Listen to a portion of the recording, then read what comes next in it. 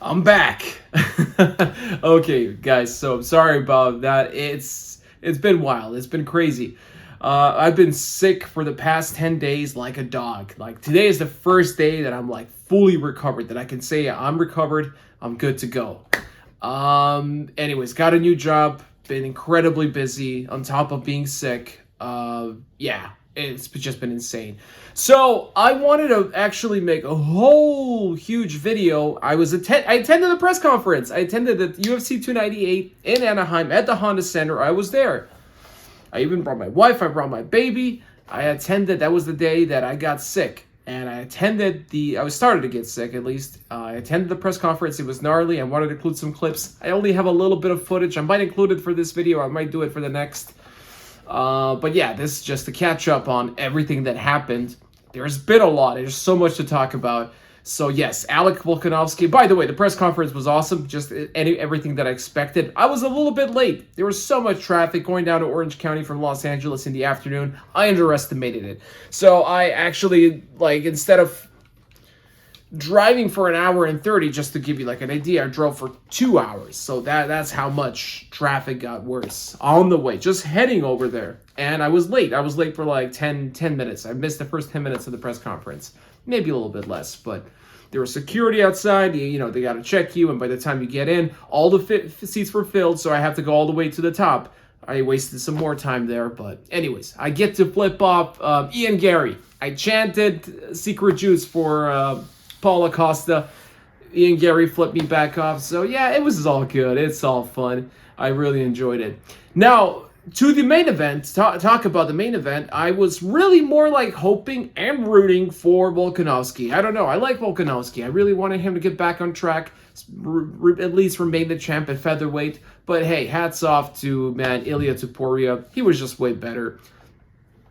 He knocked him out, right? I don't know. Maybe overall he's not better. Maybe Volkanovski will go down as one of the greatest of all time.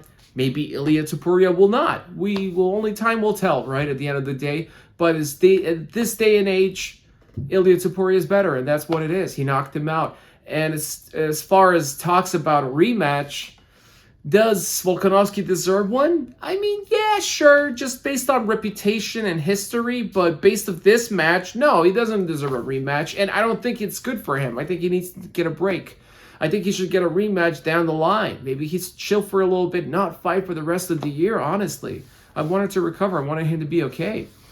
Ilia Topuria, he's been calling out a lot of names that he's not going to get, and Conor McGregor and Khabib, they're just, above in weight classes, first of all, and a lot of them are retired.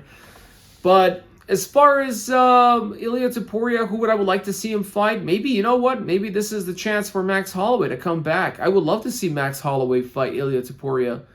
If anybody has a chin, that's Max Holloway. If anybody can box and throw hands, that's Max Holloway. That would be quite an interesting fight to see. I would really love to see that fight. Now, you still also have the case of Movsar. Movsar is the only undefeated fighter next to Ilia Topuria in the division. He's been beating everybody, so yeah, that would also probably make sense. If especially if Topuria is like, hey, you know what? I don't want to see Yair Rodriguez. I don't want to see Max Holloway. They should all retire. I don't want to see Brian Ortega. Then fine, give him Movsar. Right? We would like to see Movsar. I think that would be a good fight. Championship fight with two undefeated fighters. In Spain, imagine in Spain, on Santiago Bernabeu, one of the largest stadiums in the world for football. I call it football. It's not soccer. You get the point. It's also a good thing that Topuria is a champ. We're expanding the market. Now we're in Western Europe, in Spain, where we didn't have fights before. Now we're going to have fights there. Now we're going to have a newer audience, maybe new kids that are going to train and be inspired. Even though he just got his citizenship, by the way, he met up with the prime minister. How the heck did he not have his citizenship already? I thought he was already Georgian and he was primarily Georgian, but he lived in Spain. Anyways, he got his citizenship now. He showed up with the belt with the prime minister. They had to give it to him. So yeah, that's cool. Anyways, on UFC 298, another two interesting fights happened. There was many interesting fights, but I'm just going to cover real quickly. I know it's been a while. Paulo Costa, of course, versus Robert Whittaker. Paulo Costa, he was before, I think, was he undefeated at any point? I think he was. At some point, he was undefeated, and he was really a fighter that was the Eraser.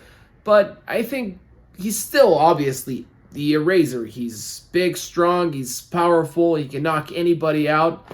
But I think he became more of an entertainer, and I like it. I mean, I'm not hating on Paulo Costa.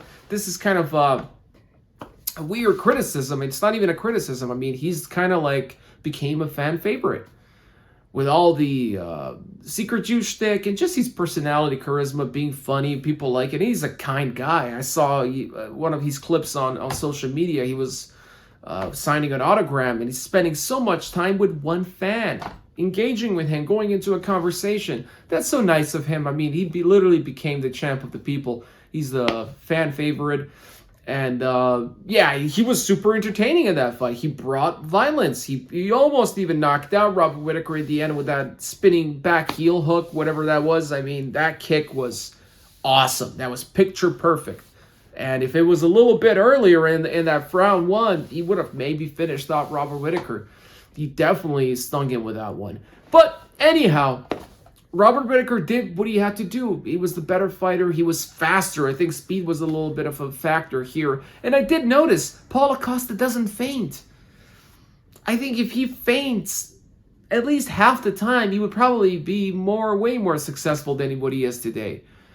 Sure, everything that he does is great, like that kick. I mean, it's great. Maybe he lacks a little bit of speed, but he gains it in power.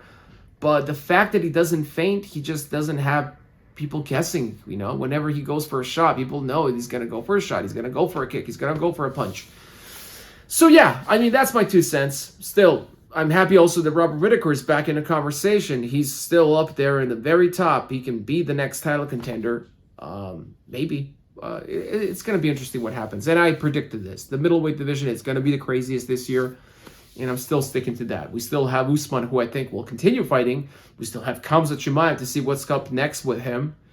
And the title is being held by the South African, Dricus.